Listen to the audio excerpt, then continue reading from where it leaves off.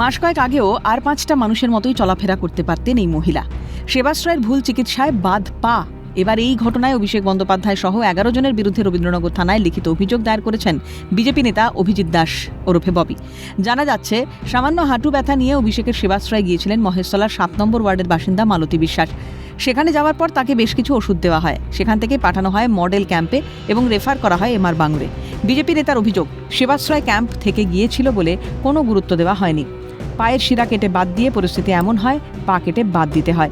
অভিষেক বন্দ্যোপাধ্যায় বা তাঁর আপ্তসহায়ক সুমিত রায়ের সঙ্গে একাধিকবার যোগাযোগের চেষ্টা করা হলেও মেলেনি সাড়া। সেবাশ্রয় নিয়ে একটা চক্র চলছে এখানে।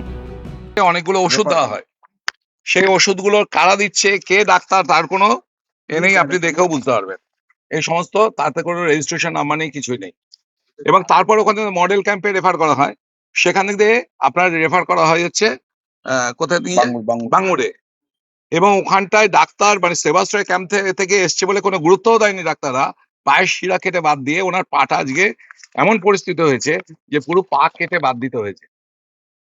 এবং তারপরে এটা নিয়ে অনেকবার আপনার অভিষেক ব্যানার্জির কাছে তদবার করেছে, কিন্তু অয়ন বা সুমিত এরা কেউ ওনাদের পাত্তা দেয়নি। পুরো একটা চক্র তো কাজ করছে সেবাশ্রয় নিয়ে।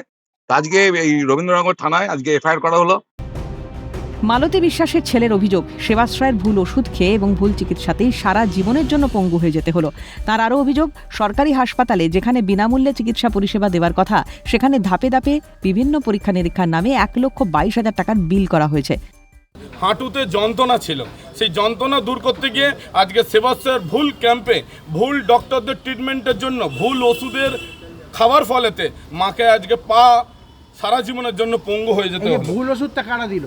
ভুল ওষুধ প্রথমে তো সেবাশ্রয় ক্যাম্প থেকে আলোক সঙ্গে ক্লাবে যে সেবাশ্রয় ক্যাম্প বসছিল সেখান থেকে ওষুধ দিয়েছিল, মডেল ক্যাম্পে যেখান থেকে ওষুধ দিয়েছিল সেই সব ওষুধকে আরও ব্যথা যন্ত্রণা বেড়ে যায়।